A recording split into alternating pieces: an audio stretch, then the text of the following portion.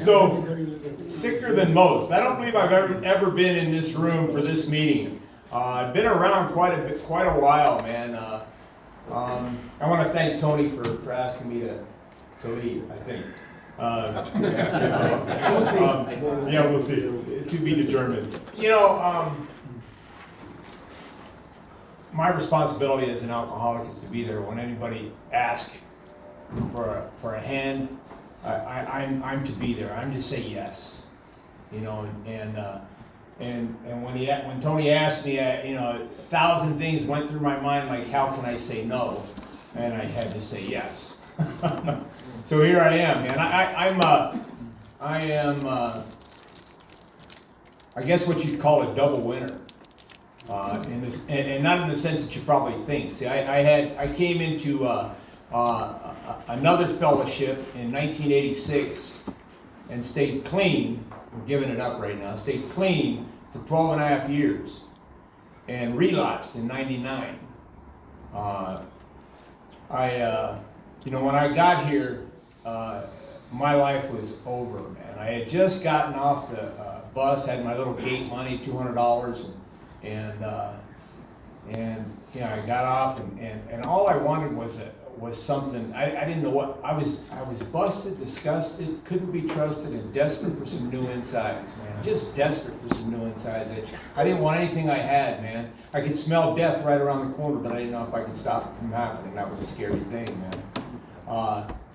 And so I hightailed it to Los Angeles from San Diego, where I got dropped off at the bus, and I came down here, and I you know, my stepdad and my mom picked me up from the bus stop, and he wasn't very happy about it, you know, because all I did was steal from the man, but they were willing to give me another chance, and you know, I ran like hell to.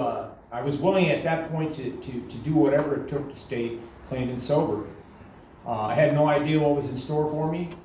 I think I was just as much addicted to the lifestyle as I was the drugs and the alcohol. My whole life had been centered around drugs and alcohol in one form or another, finding ways and getting, you know, means to get more.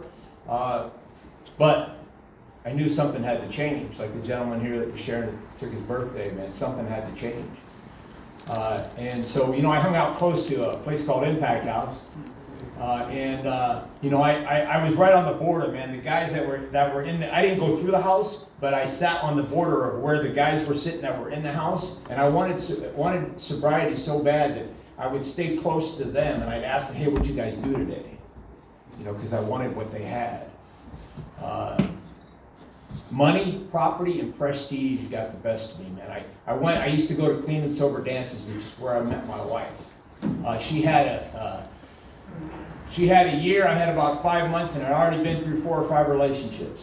And, you know, I was just out there having fun, having a good time. And she landed me, you know. At a year, and I had 5 months.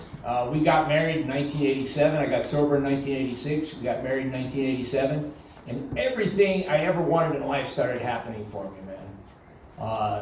You know, I had a good job, I had cars, I had a good-looking lady by my side. We started raising a family. I have three children with her. You know, about 8 years, I stopped going to meetings. I don't know what, you know, and I stopped practicing that spiritual law that we have around here. In order for us to keep what we have to give it away. And, you know, I never read the doctor's opinion. Or we agnostics. I never had a relationship with a God of my understanding. Things were just happening for me. For the first time in my life, man, things were happening for me. So I thought, hey, I got this thing. You know, in about 8 years, I stopped going to meetings. My world became very small. And I had this disease in my head that tells me if I could stay clean and sober for as long as I did it, hey, I got this. It must have just been a phase of life I was going through. I'll be okay. I don't need you guys. I stopped going. I took my last cake at 10 years. I felt like a hypocrite. I wasn't going to your meetings anymore, so why should I show up and take a cake?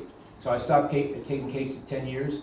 And at about 12 and a half years, I had a back injury that my drug of choice, I always say, I know this is me of Alcoholics Anonymous, but I always say I use heroin alcoholically. You know, and I had a back injury where I had to have surgery, and they gave me a whole bunch of opioids, and I felt that, and I was totally defenseless to this disease, man. And I felt that warmth come over my shoulder, and one more time, that was my solution. See, I had lost the ability to do anything about it, man. You know, my wife had, at the time, she had about, I don't know, 14 years, 13 some years, and she had no idea what to do either, man. And you know, she had chased me around I had been to just about every rehab, recovery home in this valley, in San Gabriel Valley, in the valley, at Tarzana, Cry Help, Grandview up the hill, and, you know, Impact, just all over the place, man. And she cared far more about my recovery than I did. And she would chase me all over the place. Now, one time she went up to where I was at in Tarzana, parked her car a couple blocks away. While she was in talking to my caseworker, I snuck out, went and found the car, broke into it. It was an expedition, slithered in the back seat underneath. And she drove me all the way back to Pasadena to drop off, to go inside where my daughter was at school, and left her purse in the front seat. And meanwhile, back up just a little bit, she went through In-N-Out Burger to get her and my daughter some lunch, and I was scared to death that somebody in the to-go window was going to see me back there and tell on me.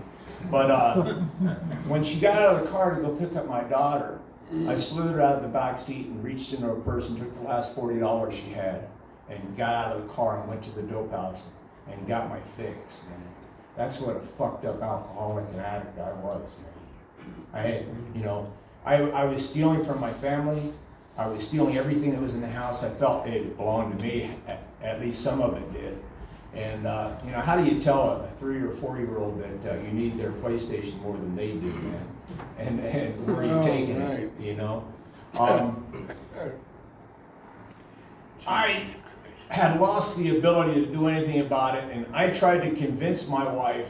I had given up all hope that this would ever work for me again. I tried to convince my wife that on the front yard of Bishop Gooden, that I had found somebody that would give me 3 bags for $20, and I'd use one in the morning, one at noon, and one at night. And that's the best I could do. And I was telling her this while I was in a suit going out to look for work. You know, because I had given up all hope that I had lost complete control. She sat in family group at that place twice. I didn't believe her the first time, but the second time I did, man, and it was a very dark time in my life because she told me our marriage was over. And she didn't want anything to do with me either. She was only there because we had history, and she wanted to make sure I was going to be okay. But our marriage is over. We never live under the same roof again. And with tears in my eyes, I sat there with my Eskimo. His name is Terry D. And he told me, Scott, you know, I don't know what we are going to do to get through this, but I promise you I won't leave you. And for the first time in a very long time, I felt that mustard seed of faith that maybe this can work for me again. And I use that from time to time when I'm sponsoring guys, when we talk, and I don't have an answer. I don't have all the answers. As a matter of fact, I don't have a lot of answers. But I tell them, hey, I don't know what we're going to do to get through this, but I promise you I won't leave you. And that's made a difference for me. I got sober. I'm on the other side of it now. I had 12 and a half years. I was slipping and sliding out there for 10 years. I ended up being estranged from my family. I had a restraining order against me. Every time I walked on the property, it was like knocking on the door to a mansion I want someone asking for a handout, and the sheriffs would come along and haul me away. That's what my life had become. And I was living on the streets, and I wouldn't go very far. felt like, hey, I wouldn't go more than a couple miles at a time. I was, because I felt like, hey, they might need me. I wasn't worth a damn, man. But I was crying myself to sleep almost every night because of where I wanted to be, and knowing to the core why I couldn't be there, man. A very, very tough place to be. But I got sober, and you know, I worked my way back into the house. I went into to sober living, and I was there for a few months, to where, you know, I started feeling better and looking better and smelling better, and I told my wife, hey, you know, the money that I'm putting into this halfway house, into those two, this sober living, I could be giving to you for bills. You know, why don't you just let me come back in the house and you know, take this money, because I know you need it. So she went ahead with that. You know, we don't lose our manipulation skills. And I moved into my house in a little tiny room, not in the room, but in a little tiny room, and it was my little man cave. And I loved it, man, because when shit hit the fan, I could dive into my little cave and I'd have to deal with it. You know, see, all the shit that was going on with me, when I got here back this time, you know, I had to get into the doctor's opinion and talk, and where we talk about our disease being threefold: an allergy of the body, an obsession of the mind, tripled with a spiritual malady. And I never had a relationship with a higher power. What was that? And I learned how to find one. And we agnostics. Mine is realm of the spirit, man. I love realm of the spirit because it's all inclusive for me. That's where I started my journey, man. I had one of my first sponsors used to tell me, Scott, God is good and God is love. Okay, great, Mike. What does that mean? And it is simply, don't complicate it, man. If you've ever done anything nice for somebody and felt that warm, tingly feeling inside, that's God working through you. And I listened for that. And I look for that all the time, man. You know, and I worked my way back into this house, and slowly but surely worked my way back into the bedroom. And you know, and it hasn't been easy, man. I've got a relationship today with my kids, who, man, they did not respect me anymore, and rightly so. They didn't want anything to do with me. My son used to tell me, Dad, my oldest son, Dad, why you're killing us. Why don't you just stop? And with tears in my eyes, I have to look at him and say, you know what? I would take a bullet for any one of you guys, but I couldn't stop using it. It had a hold of me. Like, I heard somebody say, you know, not too long ago, I love my disease more than I love my family. And I don't buy that. I don't buy that at all. It was just, my disease had such a hold on me, and it wasn't letting go. I wanted my cake and eat it too. When shit hit the fan and things weren't going well, see, I have this disease that I could do this dance for as long as I can until I can't stand it anymore. And my solution was to always go pick up. And every time I did that, I could feel myself die inside. But that wasn't working for me anymore, and I had to find another solution. The solution I found today is in our triangle, unity, service, and recovery. You know, I believe in our triangle. I believe in Alcoholics Anonymous. It's provided me with a solution. 12 steps of recovery. I used to think that alcohol and drugs were my problem. They were just my solution. They were just my solution. My problem was me, staring in the mirror every morning, man, and all the things that I have to deal with. And somebody says something to me I don't like. You know, I can sit in this room, and I didn't do it tonight, which is growth for me. But I've sat in rooms full of people, man, and felt very much alone, and start looking at everybody as they come in the door and sizing them up and thinking, how can I take that person out if it comes down to it? That's real sick thinking, man. You know, because they're all out to get me, they're all against me, and it's not that way today. You know, I'm getting close to my time, so there's a few pointers that I wanted to point out here. Sicker than most, man, Stag. You know, if you guys live up to your name, I feel like I'm right at home, man, because I am sicker than most. I just shared with you back in, being back after sober living, being back in a separate room in a relationship with my children and my wife. My wife has 38 years sober. She dealt with me up until 12 and a half years, and then 10 years. I ended up going to the penitentiary within that 10 years, man, and that didn't fix me, you know. Just a mess my life was, man. But I couldn't find a job that was worth a damn, and I didn't, you know, I needed to be able to support my family.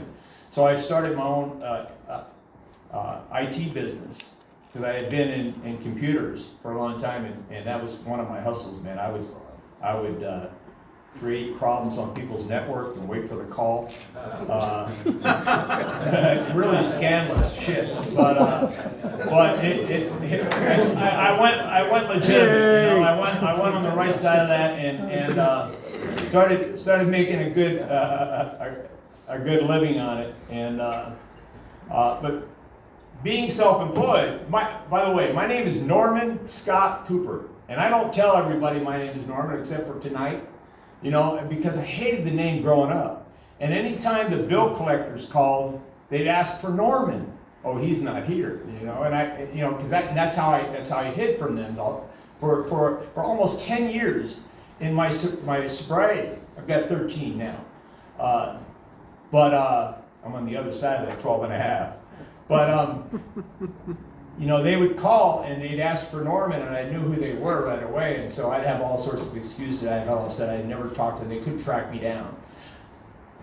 I was a contractor, and I had this job that hired me because I did some good work for them, and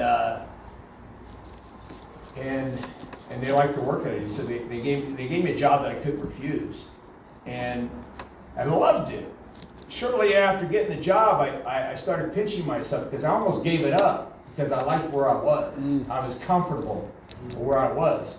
And after not having a job for so long, and then it's feast or famine if you've ever been self-employed, you know what it is. And so I had this job that I really loved and started, you know, really enjoying. And they found me. The bill collectors found me, Norman Scott Cooper, and they found me. And this is like God doing for me what I could not do for myself, because they garnished my wages, and that felt really bad on the job that I love doing. What are they going to think of me?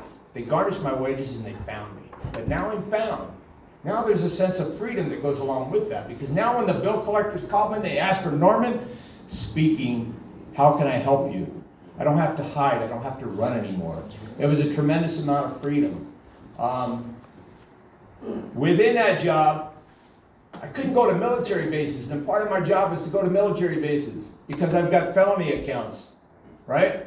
And I was getting shut down, turned away. And this one at Fort Irwin up here, they wouldn't let me in. They wanted a list of all my felonies. Almost time. They wanted a list of all my felonies. And I finally had to have a conversation with my boss. And I called him up. And I said, man, because this is about the second or third time that I had been turned away from a military base for whatever reason, and I was trying to dodge him the whole time. And I said to him, you know, we have to have a conversation. I'm a recovering alcoholic and a drug addict. I've been clean and sober for now 10 years. And the next words out of his mouth shocked the hell out of me. He said, me too. And he said, me too. You got a tear started rolling down my eyes, man. I couldn't believe it. It was like, you know, it was another God shot. You know, I suffer from all sorts of character defects in here, and those steps help me out a great deal, man. Codependency is one of my downfalls. I have this tremendous need to be needed, and you know, and being in control. Monty can vouch for that. He knows me from other meetings, trying to be in control of things. People not acting the way I want them to act. You know, can you guys relate to that? Imagine. Man. But hey, Alcoholics Anonymous has saved my life. It's saved my marriage. It's saved my children. I have my son who who is 4 years clean now, 4 years clean and sober now, and he knows. This is the son that said to me, Dad, why don't you stop your killing us? He found his way here also. So, hey, I only say all that and then I'll let you guys know that we do recover. Families do recover. The important thing for me is that hey, when shit hits the fan and I'm restless, irritable, discontent, that I know that there's a solution, and it's not the old one, it's the new one. There's something missing in that triangle, and it's up to me to find out. That's my responsibility. I want to thank you guys for hearing me out. All right.